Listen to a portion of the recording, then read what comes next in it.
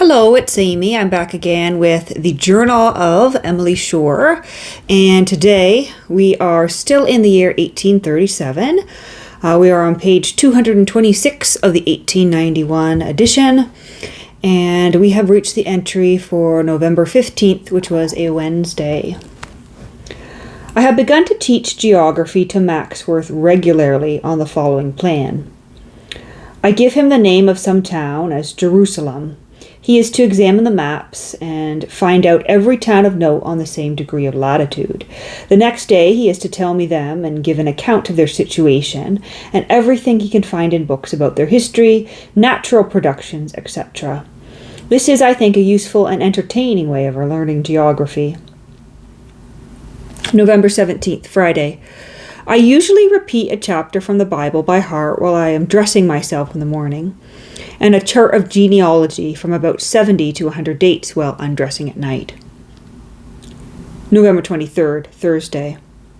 During this week, I have been reading Romeo and Juliet to Mamma and the three young ones, who all enjoy it exceedingly. I am always obliged for health's sake to limit myself to the use of the pen, so I shall only add that, to my mind, one of the most touching parts of the whole play, touching from its exquisite yet solemn simplicity, is that short speech of Friar Lawrence to Juliet when she wakes in the tomb and finds Romeo dead. November 25th, Saturday. We took another drive to Romsey, where I have not yet been, and I enjoyed it very much. The cottages hereabouts are remarkably pretty and picturesque.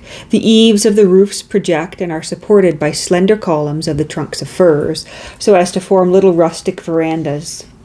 The porches are formed in the same way and are adorned with creeping plants. The entrance into Romsey is strikingly beautiful.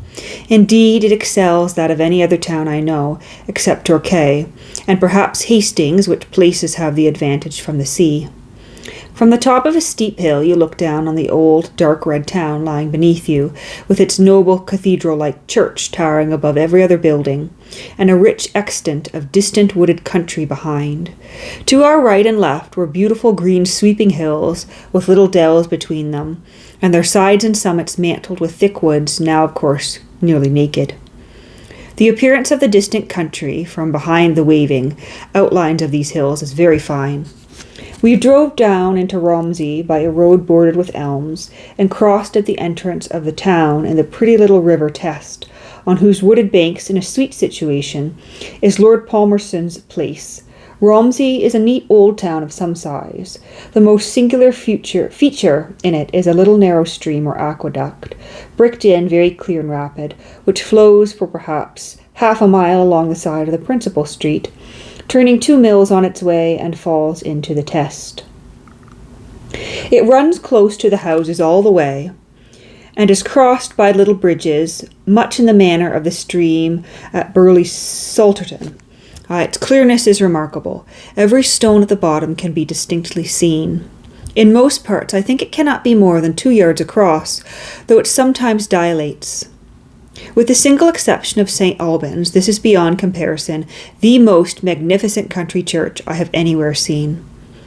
The size is considerable, and the plan, that of a cathedral with transepts and side aisles to both nave and choir, and moreover a space behind the choir as in French cathedrals. Nearly the whole church is in the Norman style of architecture, and Normans of very rich character, far surpassing the interior of Ely or anything at Dunstable. The beauty of the capitals is remarkable. There are some interesting specimens of transition from one style to another, especially in the nave, which is chiefly early English, Norman arches having been hewn into pointed ones in a very curious manner. The western window is a fine specimen of plain early English, 3 tall lancets with deep mouldings like those at Jesus Chapel, Cambridge. The font is a curious piece of old stonework, which we had not time to examine. There are some decorated windows and a beautiful decorated arch over an old monument.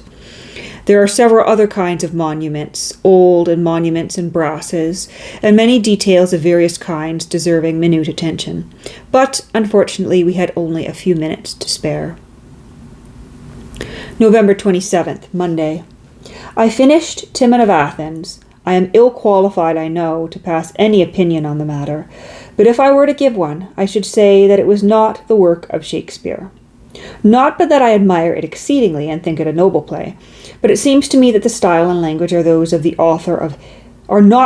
author of Hamlet. The poetical descriptions, many of which are exceedingly beautiful, seem to me to be written differently.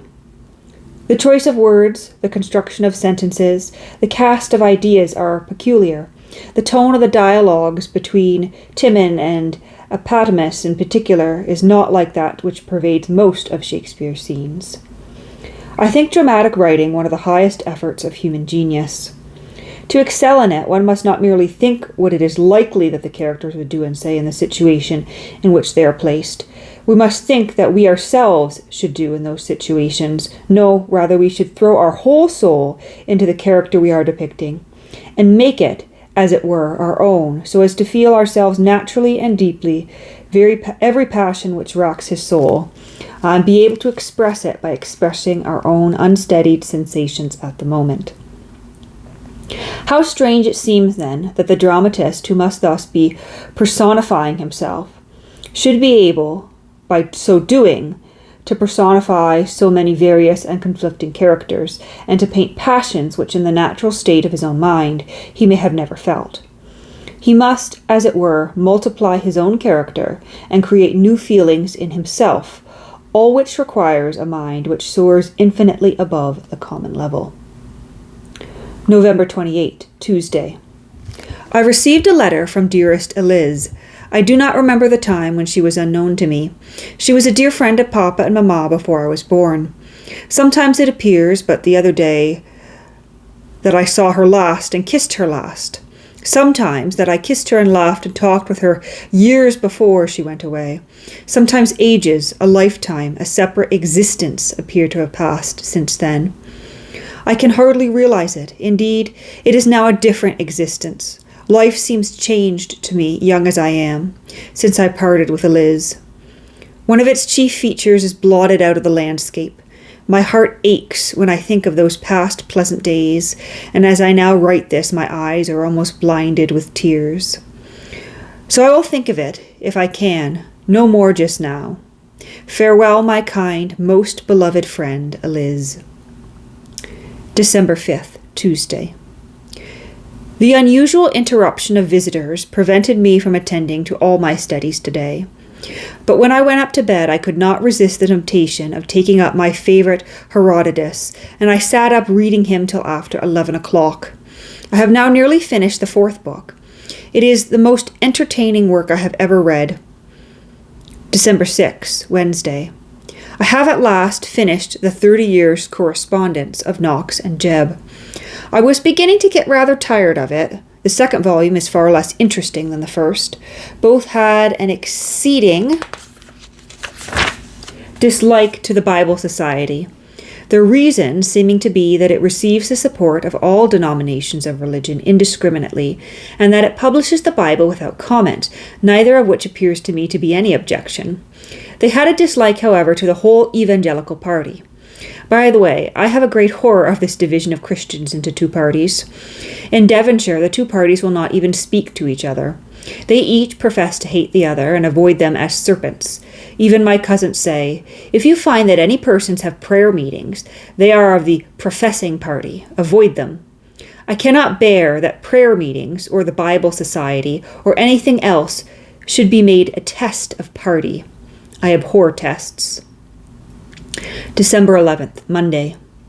The sensation created through half the south of England by the late catastrophe at Southampton is really extraordinary and amounts to a mania.